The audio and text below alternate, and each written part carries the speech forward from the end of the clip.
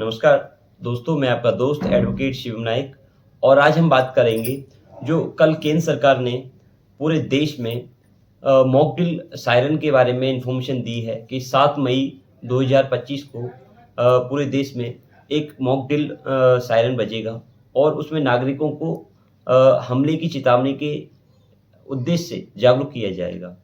ये किस आदेश और किस एक्ट के अकॉर्डिंग किया गया है, मैं इसके बारे में आपको पूरी सूचना दूँगा। पर उससे पहले आपसे अनुरोध करूँगा कि आप मेरे चैनल पे पहली बार आए हैं, तो वहाँ दिया गया बेल आइकन प्रेस कर दीजिए और मेरे चैनल को सब्सक्राइब कर लीजिए। दोस्तों, अब चलते हैं आगे अपने टॉपिक पे। मैं आपको बता दूँ, अगर कोई व्यक्ति जो मॉक ड्रिल के नियमों का उल्लंघन करता है, क्या उसके लिए कोई प्रावधान है? हम इसके बारे में ही आपको बताएँगे। पर आपको सबसे पहले बता दूँ, जो ये मॉक ड्रिल अभ्यास होता है नागरिकों के लिए, वो किस नियम के तहत होता है? दोस्तों, नागरिक सुरक्षा अधिनियम है, ये 1968 का अधिनियम है।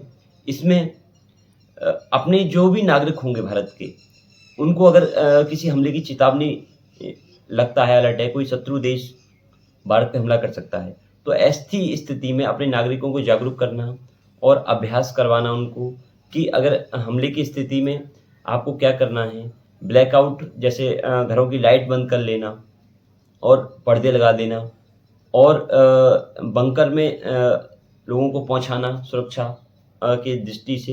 दूसरी बात, कुछ इमारतें होती हैं जो सरकारी इमारत हैं, उनको कवर करना या कुछ सरकारी इमारतें या कोई फ़ेमस क्या कहते हैं हेरिटेज बिल्डिंग है, उनको वो सिक्योर करना, इनके बारे में मॉक ड्रिल होगी सिटी में। यानी कि कोई एयर हमला होता है, यानी कि विमान द्वारा एयर स्ट्राइक वगैरह कोई देश शत्रु देश करता है, तो ऐसी स्थिति में उनको किस प्रकार कवर किया जाए। ब्लैकआउट, दूसरा एक शब्द होता है ब्लैकआउट। ब्लैकआउट ये होता है रात के समय सारी इमारतों को अंधेरे में, क्योंकि अगर एयर स्ट्राइक होती है तो जिन इमारतों पे रोशनी होती है उससे जो दुश्मन देश है वो हमारे पे हमला कर सकते हैं।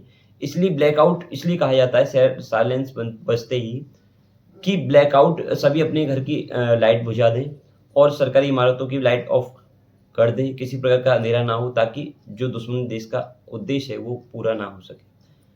दूसरा, ट्रेनिंग दी जाएगी स्कूल के बच्चों को और कॉलेज के स्टूडेंटों को और जो सरकार के अधिकारी हैं उनको ट्रेनिंग दी जाएगी और जो रिहायशी इलाकों में व्यक्ति रहते हैं, नागरिक रहते हैं, उनको जागरूक किया जाएगा ताकि वो लोग घबराएँ ना किसी भी तरीके से और ऐसे हमले में एयर स्ट्राइक हमले में, रेड अलर्ट में उन्हें क्या करना है ये सिखाया जाएगा 7 मई को। दूसरी बात दोस्तों, अगर इन अभ्यास जो कानून हैं, इनका कोई उल्लंघन करता है, ऐसी स्थिति में अगर ऐसी स्थिति आ जाती है और सरकार का अलर्ट होता है और ऐसी स्थिति में सरकार के नियम का कोई उल्लंघन करता है, तो ऐसे व्यक्तियों के लिए सज़ा का भी प्रावधान है।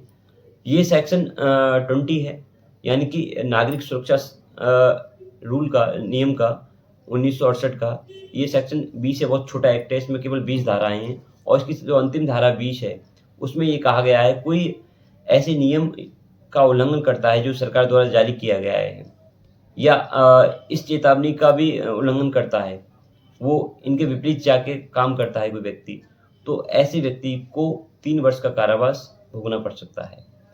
तो मुझे उम्मीद है दोस्तों, आपने जो मैंने आपको जानकारी दी, वो आपको अच्छी लगी होगी। मैं आपका दोस्त एडवोकेट शिवम नाइक।